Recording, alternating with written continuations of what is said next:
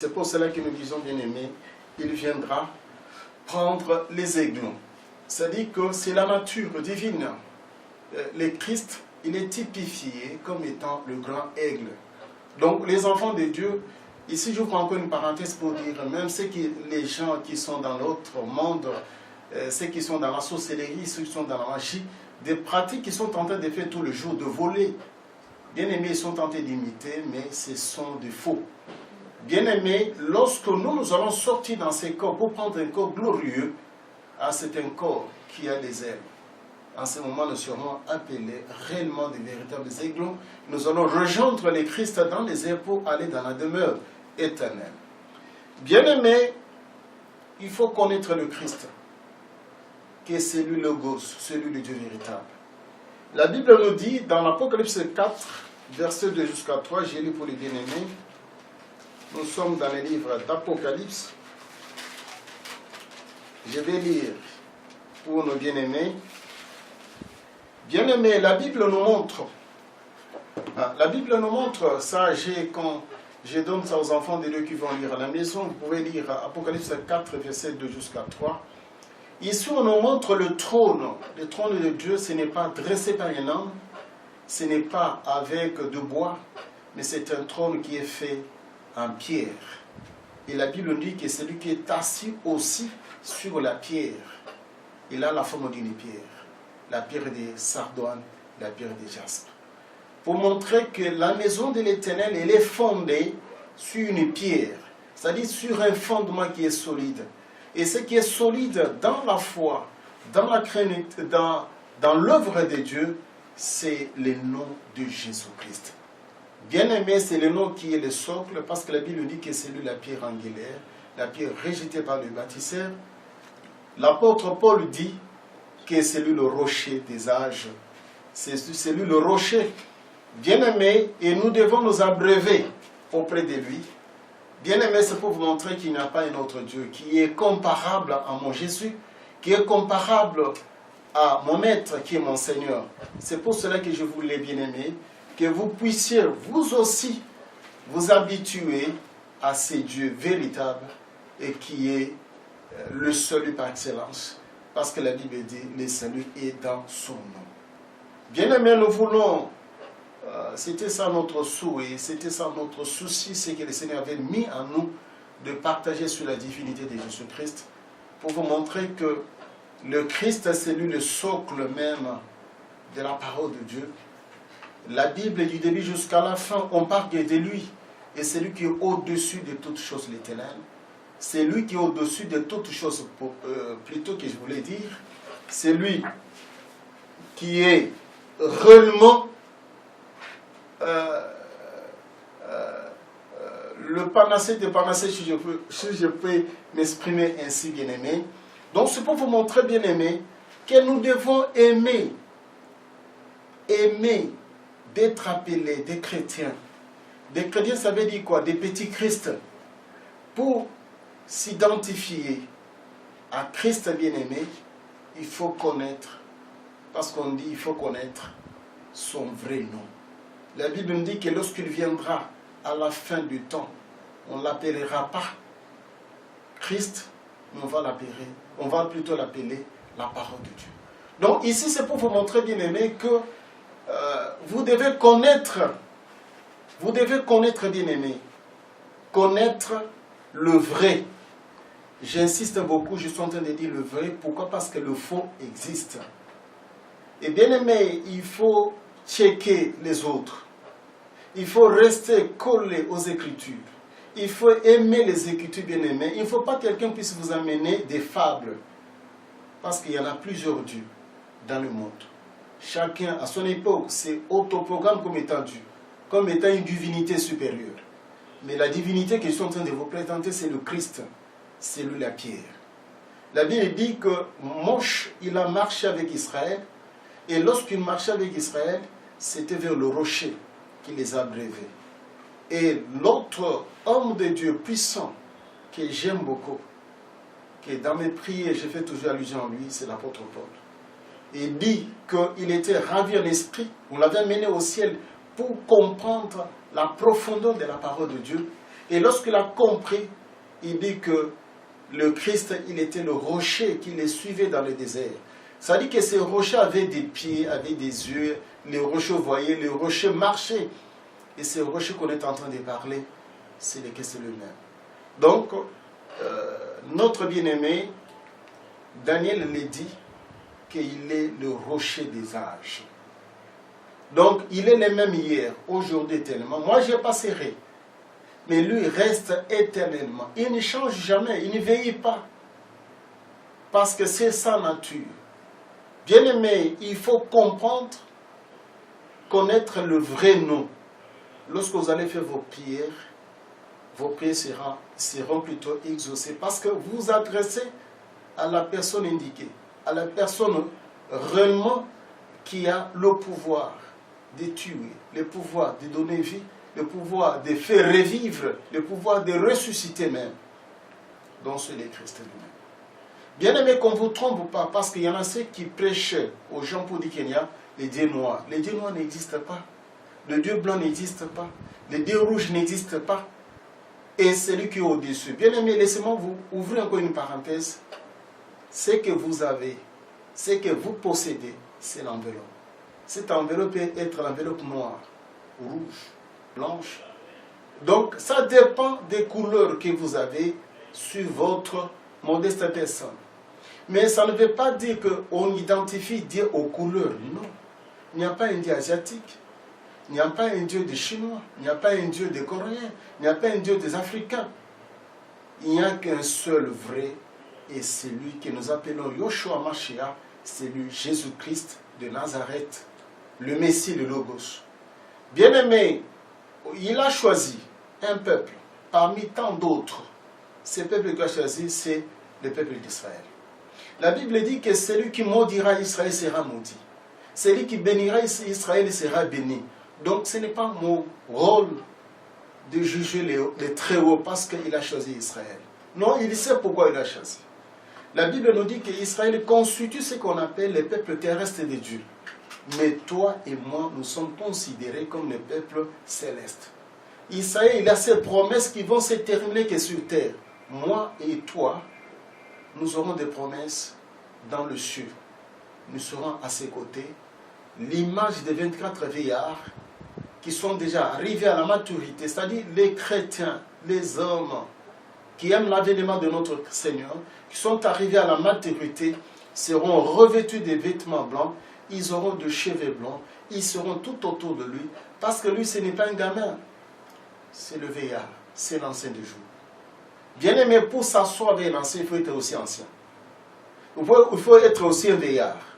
Oh bien-aimé, j'aimais du sel dans votre bouche. J'aimerais qu'à la longue, bien-aimé, il y aura mon numéro qui va défiler pour vous aider à échanger avec votre ouvrier qui vous parle de la part du Seigneur. Parce que je suis dans les Écritures. Je ne suis pas dans les fables. Je ne suis pas dans les racontables. Je suis dans les Écritures. Les Écritures me disent, 1 Jean 5, 20, que nous savons que le Fils de Dieu est venu, qui nous a donné l'intelligence pour connaître le véritable. Nous sommes dans le véritable, à son Fils qui est le Dieu véritable et la vie éternelle. Je voulais bien aimer que ce soir, je ne sais pas là où vous êtes, peut-être c'est pendant la journée, c'est pendant la nuit, je ne sais pas, mais que vous ayez la connaissance qu'il n'y a qu'un seul qui est le vrai. Il y en a les autres, ils sont là, ce sont des faux. Il ne faut pas suivre les faux, il faut suivre le vrai. C'est le vrai qui va te faire traverser le feu de la mort. Ah, bien aimé, laissez-moi ouvrir encore une parenthèse. Il y a deux vies. Il y a une vie dans l'au-delà, il y a une vie sur terre. Et comme nous sommes sur terre, il faut être revêtu de l'enveloppe. C'est ce que j'appelle le corps humain. Mais lorsque vous allez traverser le feu de la mort, vous n'aurez pas ce corps-là. Vous serez qu'un esprit. On ne va pas te tuer. Tu vas rester dans le tourment des siècles et des siècles. Et si vous avez bien saisi notre enseignement, vous avez saisi très bien que le Christ, c'est lui qui donne la vie, il faut s'attacher à lui. Et lorsque vous allez traverser, il te donnera le moment de félicité. Il t'amènera dans le sein d'Abraham. Il appellera ses anges à ton secours pour te mettre dans un bon endroit en attendant le jour J. Bien-aimés, c'est pour vous montrer que il faut connaître et posséder l'intelligence spirituelle. Parce que c'est avec l'intelligence spirituelle que vous allez réellement distinguer le vrai et le faux. Je suis en train d'insister, le faux existe. Il peut faire aussi des miracles, il peut aussi étonner des gens. Parce qu'Israël a été aussi envoûté par la reine du ciel. Il y a eu des filles, il y a eu des femmes de Juda qui ne voulaient pas devant Jérémie. Il disait à Jérémie que non, nous n'allons pas t'obéir. Parce qu'à chaque fois qu'on faisait des libations, on donnait du pain à cette reine du ciel, on avait beaucoup de nourriture, nous étions rassasiés. Mais lorsque nous avons cessé de ne pas faire des libations, nous sommes dans la disette. Donc c'est pour vous montrer que des faux, je suis en train de dire des faux par rapport à l'originalité.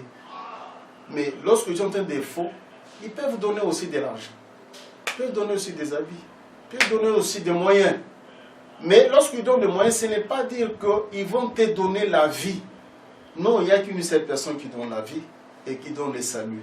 C'est Jésus-Christ de Nazareth. C'est le vrai Dieu. C'est lui qui a dans sa gibecière, il a deux éléments importants. Il y a la vie éternelle, il y a le salut. Et c'est lui qui peut te racheter de la malédiction. C'est lui qui peut effacer des condamnations. C'est lui qui peut effacer des souillures. Il n'y a que lui. Parce que la Bible nous dit, il n'y a que le sang de l'agneau qui peut ôter, qui peut éliminer, qui peut effacer nos péchés. Donc les autres dieux-là ne peuvent pas effacer vos péchés. Ne peuvent pas te délivrer, ne peuvent pas te racheter de la malédiction. Au contraire, ils ajoutent malédiction sur malédiction. Donc il faut aimer le nom de Jésus-Christ. C'est le nom qui est donné à toute l'humanité pour être sauvé. Donc Dieu est précis.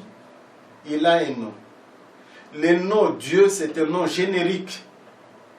Mais le nom pour entrer en communion avec lui, c'est le nom de Jésus-Christ. Donc bien aimé, je vis je ne peux pas même les appeler les frères. Parce que lorsque quelqu'un fait la confusion Branham avec Dieu, ça devient très dangereux. Branham, même dans ses brochures, il a pleuré. Il dit que les gens commencent à baptiser à mon nom. Je suis découragé. Mais pendant ces moments que nous sommes à la dernière heure, il y en a ceux qui se sont vertueux pour commencer à dire que non, il ne faut pas citer le nom de Jésus-Christ. Quiconque cite le nom de Jésus-Christ, c'est un sataniste. Non, ce sont eux qui sont des satanistes. Ce sont eux qui sont des satanistes. Et si nous ouvrons les yeux des enfants de Dieu, bien aimé, laissez-moi ouvrir encore une parenthèse. Nous avons deux sortes de yeux. Il y a les yeux pour voir les choses humaines. Il y a les yeux du cœur pour voir ce qui est de l'invisible. Bien aimé, ceux qui sont en train de parler, si vous êtes dans le monde prophétique, vous allez comprendre que je suis en train de vous éclairer. Parce qu'ils savent que nous sommes à la dernière heure. Ils savent que nous sommes vers le soir, s'il y a l'embouteillage.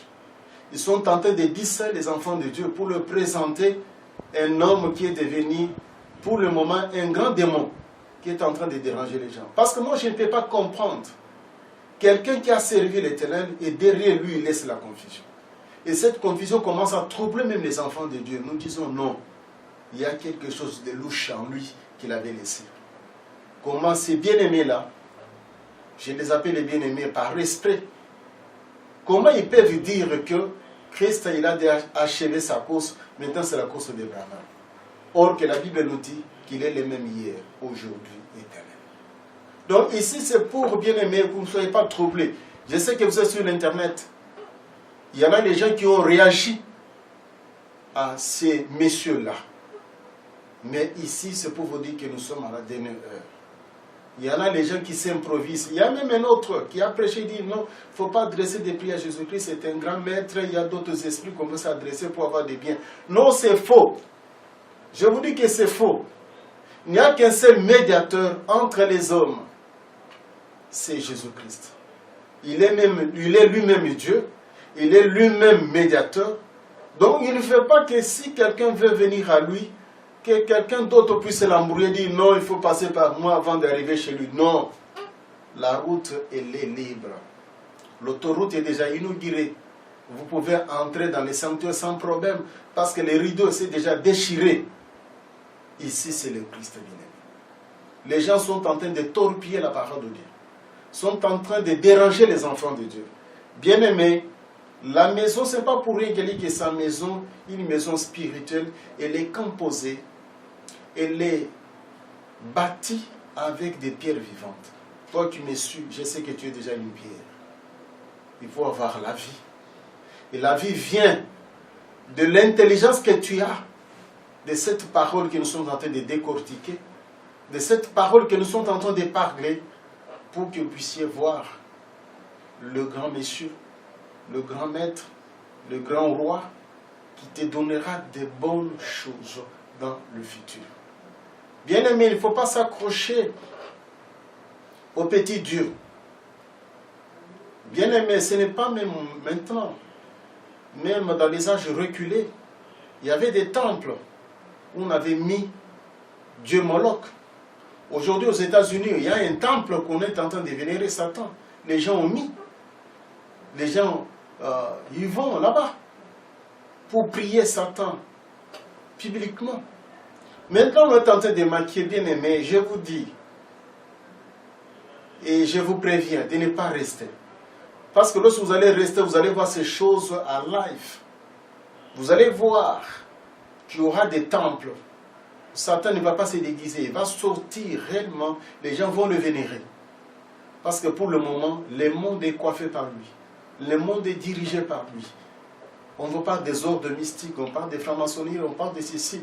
C'est lui qui est derrière, c'est lui l'artisan de tout. C'est pourquoi on l'appelle le petit Dieu. Il fait ce qu'il est en train de faire. Mais il joue avec les termes. Mais notre Dieu, dans l'Écriture, 1 Jean 5, 20, c'est très clair, sans embâche. Pourquoi j'ai pris ce verset? C'est un verset qui donne de l'éclaircissement. Pourquoi? Parce que le langage que nous sommes en train d'utiliser, c'était un langage spirituel. Et la Bible, c'est un livre hautement spirituel. Pour comprendre, il faut un guide. Je suis votre guide. L'ouvrier de la dernière heure. Ici, je suis en train de vous dire que, bien aimé, vous allez commencer Genèse jusqu'à l'Apocalypse, on parle que de lui. Il n'y a pas une autre personne. Quelle personne ne vous trouble? Il n'y a pas deux, il n'y a pas trois.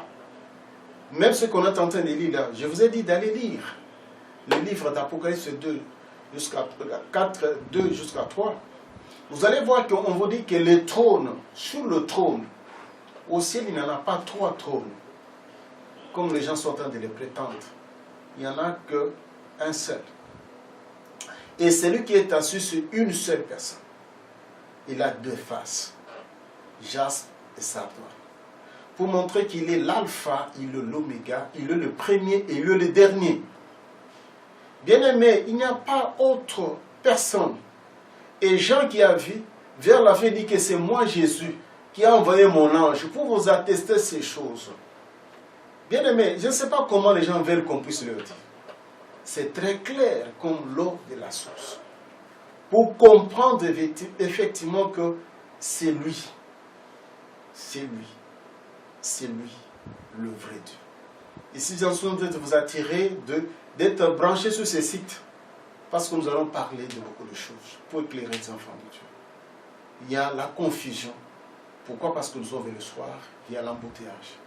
Mais nous sommes là, par la grâce de Dieu, nous allons aller petit à petit pour éclairer de points obscurs qui prêtent beaucoup de confusion. Aujourd'hui, nous avons préféré élever l'équivoque, parler de la divinité de Jésus-Christ. Parce qu'il y en a maintenant qui s'appellent aussi des dieux. Dans mon pays, parce que moi je suis en République démocratique du Congo, je connais des personnes qui se sont autoprogrammées Dieu. L'autre Saint-Esprit, l'autre Jésus-Christ, l'autre Dieu. Il y en a. Mais au moment où nous sommes en train de parler, ils sont déjà partis. Derrière eux, les gens commençaient à crier. Donc, mais notre Jésus-Christ, depuis qu'il est parti, il y en a plusieurs siècles, il est toujours le même. Hier, aujourd'hui, éternel. Donc il ne change pas. Bien-aimé, moi je peux changer, moi je passerai, mais lui ne passera jamais parce qu'il est Logos, il est la parole de Dieu. Bien-aimé, la Bible que je tiens dans mes mains, Genèse jusqu'à Apocalypse, on parle de lui. C'est un livre sacré, un livre hautement spirituel. Les livres même d'Apocalypse, beaucoup de personnes ne veulent pas qu'on puisse en parler. Il y a des églises où même 10 ans, 15 ans, ils n'ont jamais décortiqué même un verset biblique de l'Apocalypse. Je connais un pasteur qu'on a chassé par le responsable de la communauté. Pourquoi? Parce qu'il a prêché l'Apocalypse. Donc pour ces pasteurs-là, l'Apocalypse c'est un danger pour lui. Mais pourquoi il est pasteur? Il est pasteur de qui? Il parle de qui? C'est comme quelqu'un qui fait un travail dans une maison, il ne veut pas voir le patron de la maison. Il n'aime pas le patron, mais il est dans cette maison. À la fin du mois, il veut qu'on puisse le payer, mais il ne veut pas voir le patron. Alors bien aimé, il ne faut pas être de cette race-là. Il faut préférer connaître le patron, dialoguer avec le patron, être en communion avec le patron. Le patron qui sont en train de parler, il est au ciel. Il est assis sur le trône de la grâce. Ah, bien aimé, laissez-moi ouvrir une parenthèse. Il y en a 3. Il y a le trône de la grâce. Pour le moment, il est assis. Il y aura le trône terrestre, le trône de David, qui viendra pour régner pendant 1000 ans. Et en ce moment-là, toi et moi, qui aiment son avènement, nous serons tout autour de lui. Il y aura aussi un autre trône qu'on appelle le trône blanc. Là, c'est pour les impies. Il va s'asseoir. Nous aussi, nous serons considérés comme étant des juges ascenseurs. Lui sera le juge principal et nous allons juger tous ces impies qui sont en train de torpiller sa parole en ce moment précis. Bien aimé, il faut l'aimer. Il faut connaître le patron. Il ne faut pas travailler sans connaître le patron. Parce que c'est lui le rémunérateur du juste. Celui qui paye. Pour qu'il te paye bien, il faut le connaître. Il faut s'identifier à lui. Il faut l'aimer. Voilà en quelques mots, bien aimés, ce qu'on voulait partager avec ceux qui ont l'habitude de se plonger, de se baigner dans les eaux profondes, de comprendre l'importance de la parole de Dieu. Cette parole qui change notre vie, cette parole qui nous donne la lumière, cette parole qui nous rassure qu'un jour on va quitter cette terre, un jour on sera tout près de lui. Je vous demanderai encore, bien-aimés, de s'incliner parce que nous allons prier, nous sommes presque à la fin. Mon Seigneur et mon Dieu, je sais que ce message va toucher tes enfants. Il y en a qui ne te connaissent pas. Il y en a même qui ont bâti des églises, entre guillemets des assemblées. Ils prêchent, mais ils ne connaissent pas celui dont ils sont en train de prêcher. Je voudrais que par ces messages, que les ouvriers qui sont dans ton champ puissent comprendre et puissent te connaître en profondeur pour annoncer réellement ta parole vers les autres.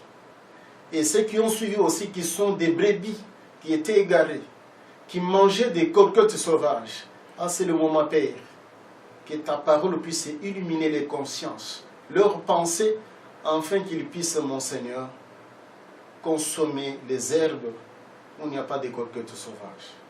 Que ta parole puisse transformer leur vie, que ta parole puisse leur apporter du bonheur et de la bénédiction. J'ai ainsi prié au nom du Seigneur Jésus-Christ. Amen.